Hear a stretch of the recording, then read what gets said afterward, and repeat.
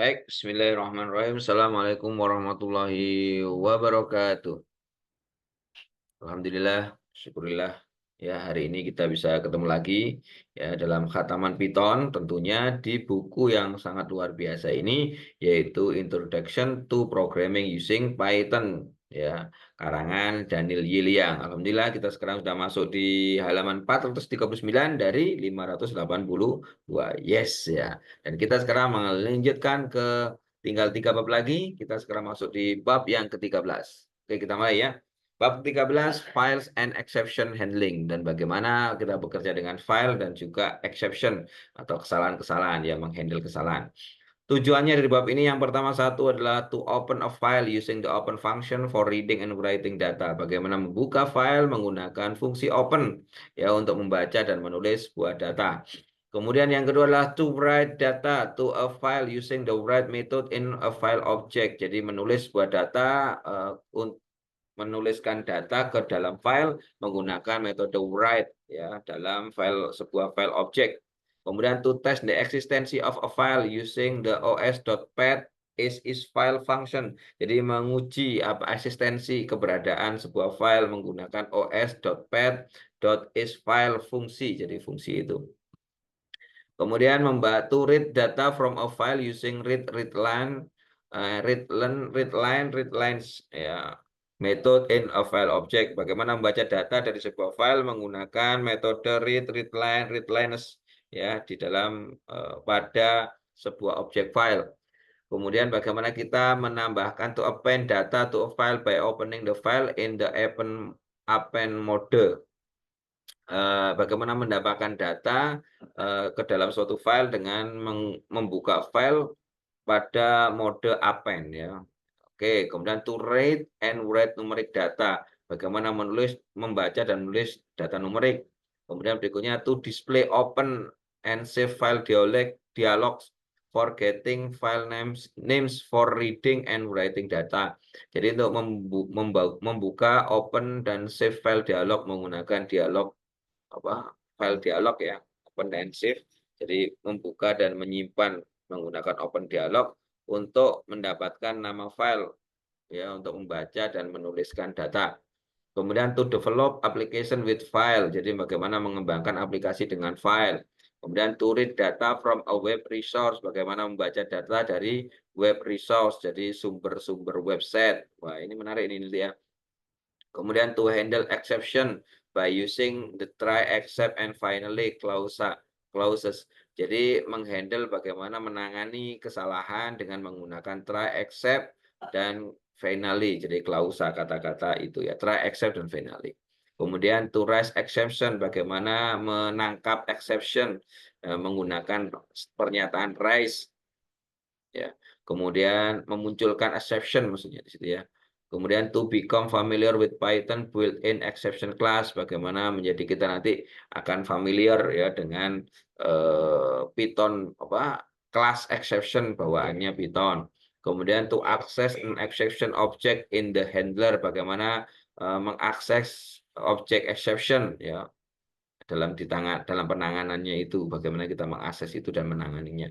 Kemudian to define custom exception class, bagaimana kita mendefinisikan class exception yang custom yang kita bisa ubah-ubah.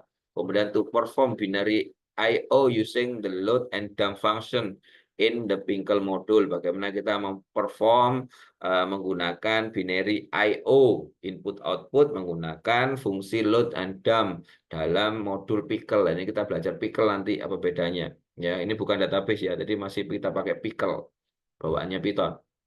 Kemudian to create an address book using binary IO, bagaimana membuat sebuah alamat buku ya di sini ya menggunakan binary IO. Nanti kita akan pelajari itu semua. Baik, lanjut aja. Kita lanjut ke bab yang pertama, yaitu introduction, yaitu pengenalan. Yang pertama, data usage in a program is temporary unless the data is specifically saved. It is lost when the program terminates. Ya. Data itu digunakan dalam sebuah program temporary ya, ada waktunya, ada jangka waktunya. Unless the data is specifically saved, dan tidak semua data itu disimpan ya. It is lost, dia akan hilang ketika program dihentikan atau programnya selesai ya. To permanently store the data created in a program, untuk menyimpan secara permanen data yang diciptakan, nanti yang dibuat di dalam sebuah program itu, you need to save it in a file on a disk or some other permanent storage device. Jadi Anda perlu menyimpan sebuah file di dalam sebuah disk atau permanent storage device, jadi penyimpan data, contoh kayak hard disk dan lain sebagainya ya, flash disk gitu ya, boleh. The file can be transported and can be read later by other program. Jadi file ini dapat berpindah-pindah dan dapat dibaca nanti di lain waktu oleh program yang lainnya. Ya. In this chapter, you learn how to read and write data from and to a file. Pada bab ini, Anda akan belajar bagaimana membaca dan menulis dari dan menyimpannya ke file ya. What happen if your program tries to read data from a file but the file does not access? Apa yang terjadi jika program Anda membaca sebuah data yang datanya tidak ada, tidak eksis sebenarnya? Maka your program will be abruptly terminate. Ya jelas, program Anda akan berhenti, error ya kan. In this chapter you will learn how to write the program to handle this exception so the program can continue to execute ya kan. Jadi kalau misalnya kita mau membuka program, membaca sebuah file, ternyata filenya nggak ada, apa yang terjadi? Ya mesti error ya kan. Ini pada bab ini ya Anda juga akan belajar bagaimana menulis sebuah program untuk menghandle ada kesalahan-kesalahan tadi, exception seperti ini, exception seperti ini atau kesalahan, sehingga program itu dapat berjalan ya, nggak error, nggak di tengah jalan error atau hang gitu ya, enggak, tapi bisa dieksekusikan. Baik, kita lanjut. 13.2 text input and output. Jadi text input dan output ya kan. A file is placed in a directory in the file system. An absolute file name contain a file name with its complete path and drift letter. Jadi sebuah file itu ditempatkan dalam sebuah directory dalam file system ya, sebuah sistem file ya. An absolute file name contain a file name with its complete path and drift letter. Jadi nama asli sebuah file itu isinya itu adalah sebuah path-nya, jadi alamat lengkapnya dalam drive. Jadi ada contoh c.2 pybook.scores.txt garis miring ya, garis miring scores.txt. Nah, inilah absolute file name. Jadi nama file aslinya itu. For the file, untuk file scores.txt on the Windows operating system. Sedangkan here di mana cpbook itu adalah mengacu pada directory path, pada direktorinya dari file tersebut. Absolute file name are machine dependent. Jadi nama file itu adalah bergantung pada mesinnya. Kalau pada Unix platform, on the Unix platform, pada platform Unix ya, the absolute file name menjadi sini garis miring home, garis miring liang, garis miring bbook, garis miring score.txt ya. Where di mana home liang bbook adalah directory untuk penyimpanan file scores.txt ya. Bedanya di situ. Tapi kalau yang absolute-nya, relative file name adalah is relative to its current working directory. Jadi nama yang relatif itulah relatif terhadap tempatnya directory yang kerjanya, direktori kerjanya. The complete directory path for a relative file name is omitted. Ya, maka complete directory lengkap path yang lengkap itu ya untuk nama relatif itu cenderung diabaikan ya. For example, scores.p itulah relative file name, itu sebuah nama yang relatif ya. It is current working directory is cpbook ya kan. Jika saat ini dia bekerja di directory cpbook, maka absolute file name-nya adalah cpbook scores.p ya kan. Baik. File can be classified into text or binary file. Jadi file itu dapat diklasifikasikan dalam teks atau file binary. A file that can be processed. Sebuah file dapat diproses ya, melakukan proses that is seperti membaca, dibuat atau dimodifikasi ya. Hanya membaca saja atau membuatnya atau memodifikasinya menggunakan text editor such as Notepad on Windows or VI on Unix is called a text file. Jadi Sebuah file yang dapat diproses untuk membaca, dibuat baru, misalkan atau dimodifikasi menggunakan text editor seperti Notepad dalam Windows atau VI dalam Unix, maka itu disebut dengan file text ya, file text.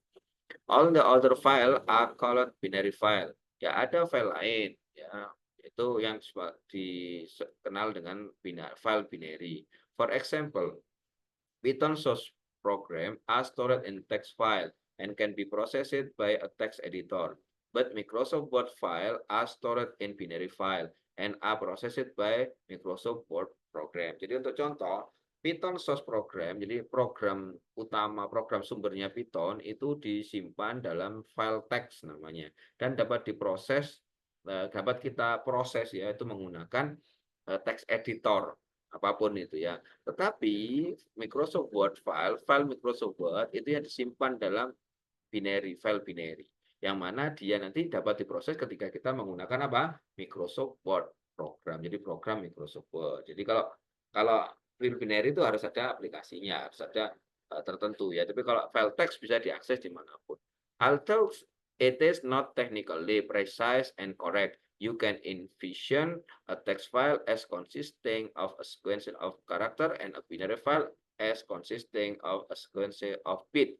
Jadi meskipun ini tidak secara teknis sesuai ataupun presisi dan sesuai, korek, benar, tapi Anda dapat kita bisa mengatakan bahwa sebuah file teks itu adalah konsisten terhadap urutan karakter. Sedangkan file binary itu konsisten terhadap urutan bits ya. Character in a text file are encoded using a character encoding scheme such as ASCII and Unicode. Jadi karakter di dalam sebuah file teks itu di encode, maksudnya di encoding ya, dibaca ya menggunakan atau diolah ya, diolah menggunakan sebuah karakter skema seperti ASCII dan Unicode. Jadi dia dibuat seperti itu. For example, the decimal integer 199 di 100 ya. 199 is stored as the sequence of 3 character. Jadi contoh ya, desimal bilangan bulat, sebuah bilangan bulat itu disimpan dalam urutan 199 ya, disimpan dalam urutan 1,9 dan 9 dalam sebuah text file. And the same integer is stored by type value C7 in a binary file. Dan hal yang sama, ya, angka 199 itu disimpan dalam tipe bit ya, byte ya, dalam binary file binary. Karena desimal 199 itu sama dengan heksagonal C7, maka disimpan dengan nilai C7 dalam file binary file ya. The advantage of binary file is they are more efficient to process than text file. Jadi keuntungan dari menggunakan binary file itu adalah mereka lebih efisien ya untuk diprosesnya daripada file text. Catat note, computer do not differentiate between binary file and text file. All files are stored in binary format, and thus all files are essentially binary file. Text I/O input and output is built upon binary I/O to provide a level of abstraction to character encoding and decoding. Jadi komputer itu tidak bisa membedakan di antara file binary dan file text. Semua file itu disimpan dalam binary, format binary, dan mereka semua itu file tersebut secara esensial itu adalah binary, file binary ya.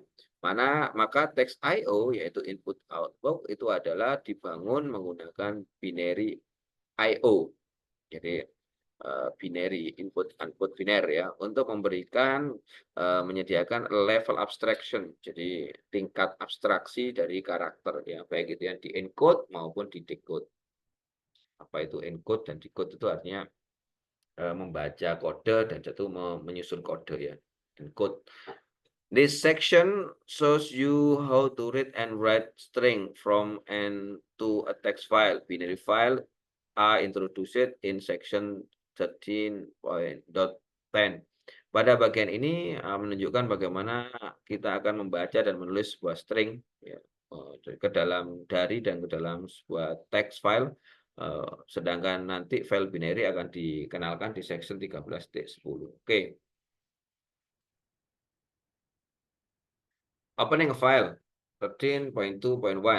How do you write data to a file and read the data back for a file? Bagaimana Anda menuliskan sebuah data ke dalam sebuah file dan membaca data baliknya dari sebuah file, atau membaca data dari sebuah file. Maka yang pertama, you need to first create a file object that is associated with a physical file. Jadi Anda harus membuat sebuah objek file yang mana akan dihubungkan secara khusus dengan file yang ada secara fisik filenya. This is called opening a file. Ini disebut dengan membuka sebuah file. The syntax for opening a file is file variable open file name mode. Jadi buka dulu. The open function return a file object for file name. Maka fungsi open ini akan mengembalikan sebuah file object untuk nama file. The mode parameter is a string that specifies how the file will be used for reading or writing, is shown in table 13.1. Sedangkan parameter mode itu adalah sebuah string yang menspesifikasikan bagaimana file itu akan digunakan untuk membaca maupun menulis. Oke, file mode. R, open a file for reading. W, open new. Jadi kalau R itu untuk membaca ya, untuk baca. W itu untuk menulis, sedangkan A itu untuk menambah, itu memodifikasi ya. RB itu membaca file biner, data biner. WB itu writing, tulis data biner. For example, the follow statement open a file name scores.txt in the current directory for reading, input open scores.txt, R ini membaca. You can also, Anda juga dapat menggunakan absolute file name untuk membuka file in Windows as follow input open c bbook score.txt R ya. Jadi di sini kita bisa jika dalam current directory, jadi dalam directory yang kita lakukan sekarang ini, buka Python-nya di situ, maka cukup membaca dengan input ini ya. Tapi kalau kita ingin dengan absolute file name, nama file yang lengkap, maka kita harus menggunakan ini dan di depannya ada R. Apa itu? Kita lihat. Statement open the file scores.txt that is in the cpbook directory for reading. Jadi statement di atas itu membuka sebuah file scores.txt yang mana dia berada di directory cpbook ya untuk dibaca tujuannya. Kenapa ada R yang ini? Nah, sedangkan the R prefix, jadi R sebelum R prefix before the absolute file name specifies that the string is raw string. Jadi R ini maknanya adalah menunjukkan bahwa string ini adalah raw string, which causes the Python interpreter to treat backslash character as literal backslash. Jadi yang mana akan menyebabkan interpreter Python itu men-treat karakter backslash itu sebagai literal. Jadi garis ini loh, garis miring backslash ini. Kemudian without the R prefix, you will have to write the statement using an escape sequence S C backslash-nya 2. Ya, gitu ya. Jadi kalau pakai R prefix R itu Anda cukup menuliskan satu aja sesuai dengan nama file yang panjang ya. Tetapi kalau Anda nggak pakai R, maka harus dikasih 2. Karena nanti dianggap literal. Oke, sudah cukup. 13.2.2 writing data, membaca data. The open function creates a file object, which is an instance of the IO text IO wrapper class. This class contains the method for reading and writing data and for closing the file, as shown in figure 13.1. Jadi fungsi open yaitu membuat sebuah file object yang mana itu adalah instansi dari IO text IO wrapper class. Jadi kelas itu kelas IO text IO wrapper.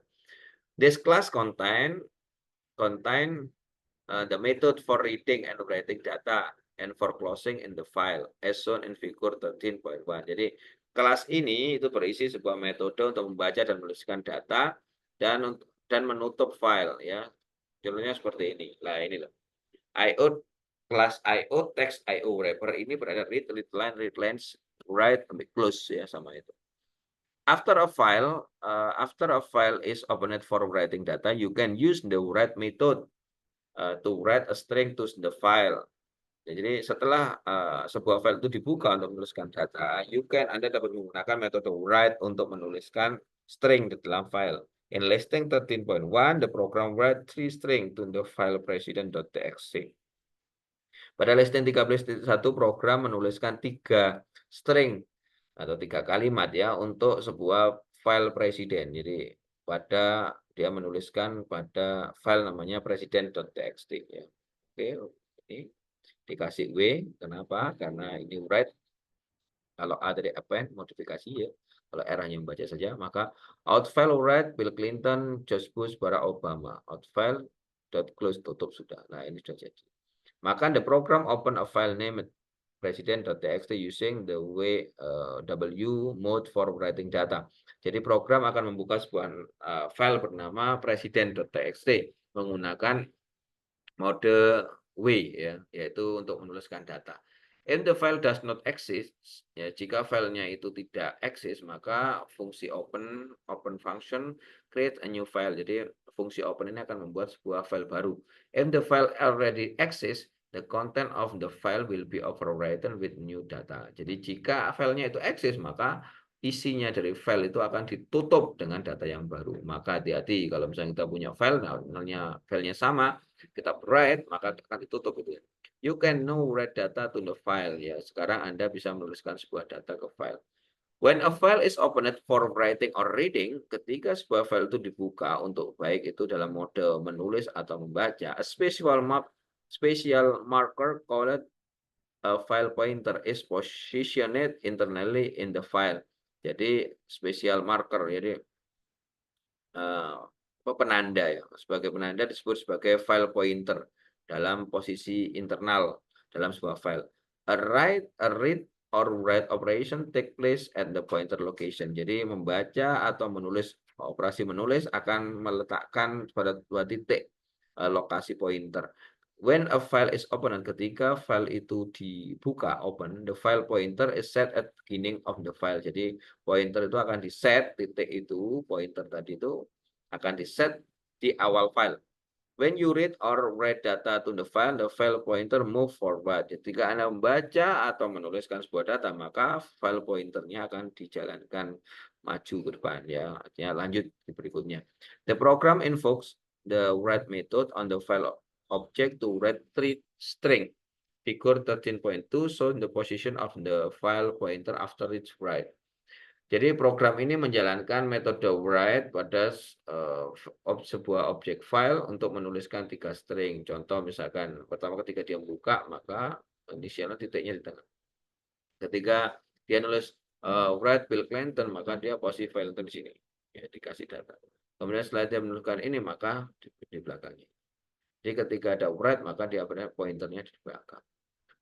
The program close the file to ensure that data is written to the file line 10. After this program is execute, 3 names are written to the file. You can view the file in a text editor as shown in figure 13.3. Jadi program ini akan ditutup ya.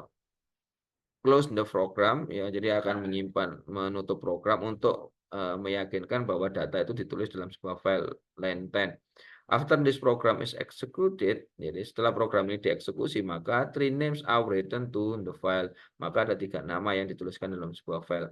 You can view, Anda bisa melihatnya menggunakan text editor seperti ditunjukkan pada gambar 13.3. Ini menggunakan Notepad. Note catatan. When you invoke print str, the function automatically insert the new line character /n ya after displaying the string. Ketika Anda menjalankan print str, maka fungsi secara otomatis akan memasukkan new line karakter, jadi /n ya setelah menampilkan string. However, the write function does not automatically insert the new line character. You have to explicitly write the new line character to the file. Jadi bagaimana juga fungsi write itu tidak secara otomatis memasukkan karakter baru.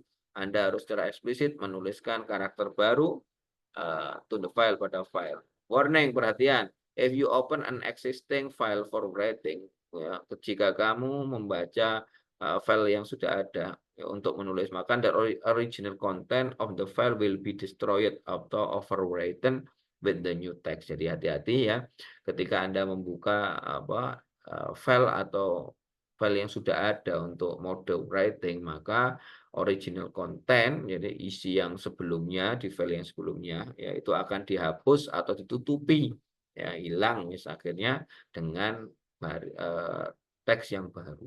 Hati-hati ya di situ maka. Baik, lanjut. 13.2.3 testing of file eksistensi. Jadi kita menguji eksistensi sebuah file, ada nggak filenya. To prevent the data in an existing file from being erased by accident, you should test to see if the file exists before opening it for reading. Jadi untuk menjaga agar data ini aman dari kecelakaan atau sebuah kejadian yang mana file aslinya akan terhapus, maka you should test, Anda harus menguji dulu apakah file ini ada sebelum dibuka dalam bentuk mode writing, mode menulis ya.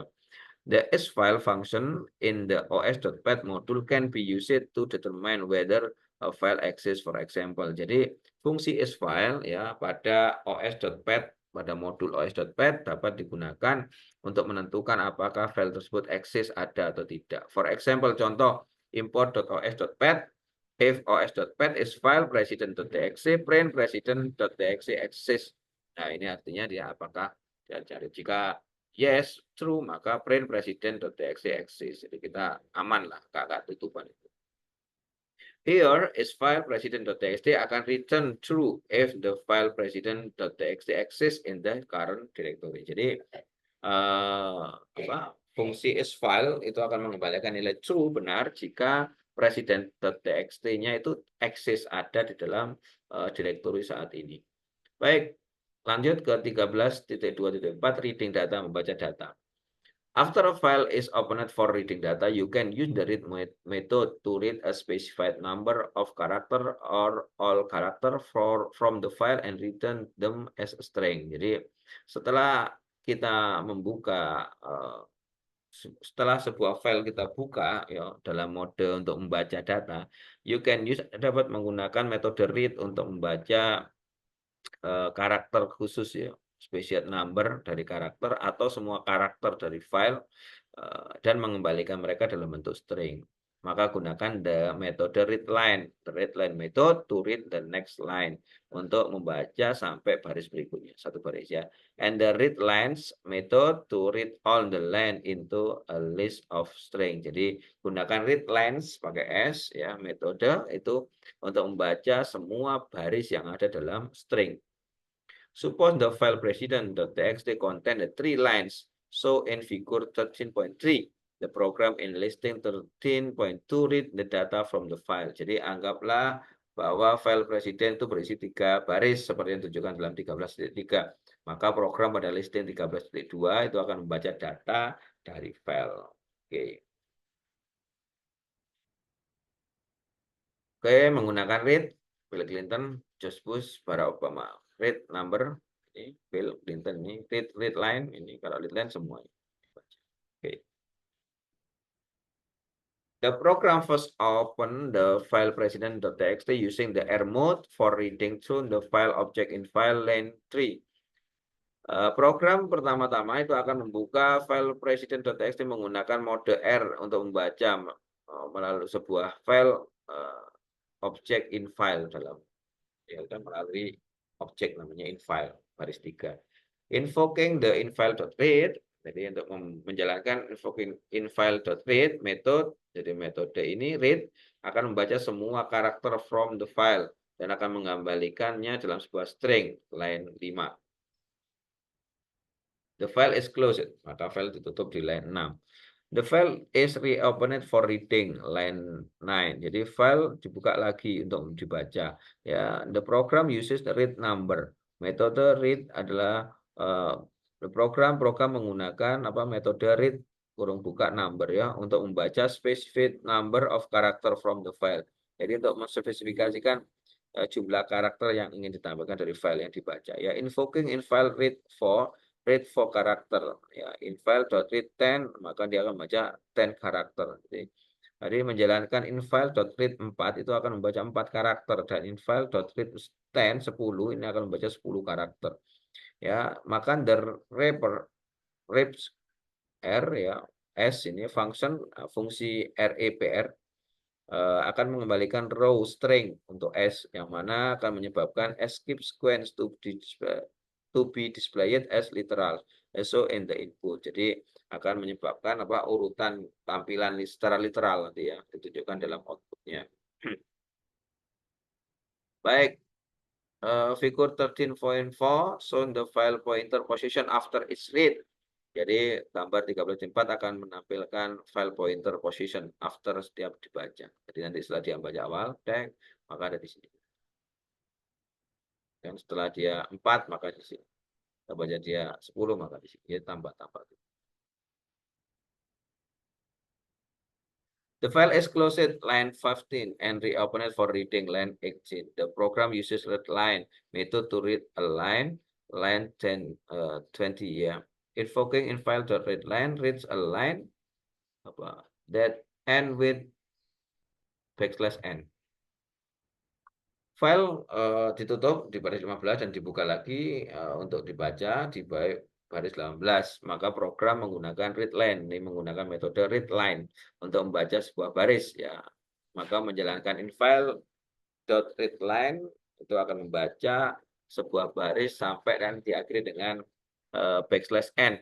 All character in a line are read including the n. Jadi semua karakter di dalam baris ya, akan dibaca ya, termasuk juga \n ya.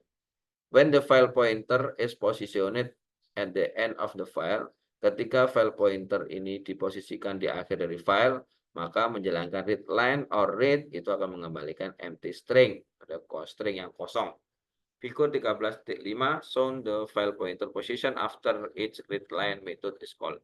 Jadi gambar 13.5 ini menggambarkan file pointer posisi, ya pointer dari setelah readline metode readline dijalankan ya, dia akan sampai garis ini. Tentunya ini, pokoknya readline sampai garis. Oke, maka the file is closed line 28 and reopen for reading line 31. The program uses read lines method to read all line and return a list of a string. Jadi program akan menggunakan setelah ditutup dibuka lagi, maka program menggunakan di sini metode read lines yang mana akan membaca semua baris dan mengembalikan dalam sebuah list string ya. Each string corresponding to a line in the file. Jadi masing-masing string itu berhubungan dengan sebuah baris dalam file. Oke. 13.2.5 reading all data from a file. Program often need to read all data from a file. Program ya itu bisa diperlukan untuk membaca semua data dari sebuah file. There are two common approach to accomplishing this task. Jadi ada dua pendekatan bagaimana kita untuk menjalankan membaca file itu ya. Yang pertama, use the read method to read all data from the file and return it as one string. Jadi gunakanlah read method untuk membaca semua data ya dan dari sebuah file dan mengembalikan nya itu dalam bentuk data tadi itu teks tadi dalam satu string. Sedangkan yang kedua yaitu menggunakan read lines, membaca semua data yang ada dan nanti akan dikembalikan dalam bentuk apa tadi? List ya, list dari string. These two approach are simple and appropriate for small file. But what happens if the file is so large that its content cannot be stored in the memory? You can run the following loop to read one line at a time. Process it and continue reading the next line until it reaches the end of the file. Jadi dua pendekatan ini sangat mudah dan sangat cocok untuk file kecil, tetapi apa yang terjadi ketika filenya itu ukurannya besar dan isinya tidak dapat disimpan dalam memori. Maka Anda dapat menuliskan, mengikuti menggunakan loop pengulangan untuk membaca satu baris, desain waktu, kemudian memprosesnya, kemudian continue reading, membaca berikutnya, next, sampai baris berikutnya, sampai nanti sampai akhir file. Seperti ini, line sama dengan in file.readline, while line sampai kosong, maka line in file.read. Jadi seperti itu ya. Jadi catat, note that when the program reaches the end of the file, readline return empty string kosong ya. Jadi catat bahwa ketika program menjangkau sampai akhir file pointernya, maka readline itu akan mengembalikan kosong. Python also let you read all line by using a for loop as following. Jadi Python juga mengizinkan Anda untuk membaca semua line dengan menggunakan for loop, menggunakan loop ya. Nah, for line in file ya. This is much simpler than using a while loop. Jadi ini lebih mudah ketika daripada kita menggunakan while. Ini kan while ya. Ini lebih line. Listing 13.3 illustrate a program that copies data from a source file to a target file and count the number of line and character in the file. Jadi listing 13.3 ini mengilustrasikan bahwa program mengcopy sebuah data dari sebuah file sumber ke dalam file target dan menghitung jumlah dari baris dan karakter dalam file tadi. Oke. Tinggal copas saja sebenarnya ya. Nah, dia disimpan aja. Oke. Sebelum kita ini nih. The program prompt the user to enter a source file F1 and a target F2, line 6, 7, and determine whether F2 already exists. Jadi program ini akan meminta masukan dari pengguna untuk masukkan sebuah file sumber yaitu F1 dan file target F2. Dan juga akan menentukan apakah F2 itu already exists. Jadi cek apakah F2-nya masih ada. If so, jika ada, the program display message bahwa a file already exists, line 11 and exit line 12 ya. Maka jika program itu menambahkan pesan bahwa file itu ada exist, tetap ada, sudah ada, maka dia akan keluar. Jika the file doesn't already exist, jika file tadi tidak ada sebenarnya, maka program open file F1 for input and F2 for output. Jadi program akan membuka file F1 sebagai input dan juga F2 sebagai output. And then use a for loop to reach each line from file F1 and write each line into file F2. Maka kemudian mereka di sini program menggunakan loop for ya untuk membaca tiap-tiap baris dari file 1 dan juga menuliskan baris tersebut ke dalam file F2. The program tracks the number of line, jadi program tersebut akan melacak baris ya dari setiap karakter yang dibaca from the file. To ensure that the file are processed, untuk meyakinkan file itu sudah diproses, you need to close the file after they are processed. Jadi Anda perlu proses terjadinya sudah fix ya, maka harus di close dulu. Kalau nggak di close hilang ya. Close agar nanti dia bisa menyimpan ya proses-proses yang terjadi. Oke, baik. Sementara sampai itu dulu ya kita, sampai sudah bisa membaca, mengcopy, ya kan, membaca, menulis, kemudian dalam sebuah file, mengcopy sebuah file. Keren ya. Sekarang nanti kita akan di episode yang berikutnya kita akan lanjut ya bagaimana appending data. Jadi menambahkan data di dalam file tadi. Baik, insya Allah bermanfaat. Tetap semangat belajar Python karena Python itu bahasa program yang mudah, simpel, dan menyenangkan. Oke, sampai ketemu lagi di episode berikutnya. Saya akhiri. Wassalamualaikum warahmatullahi wabarakatuh.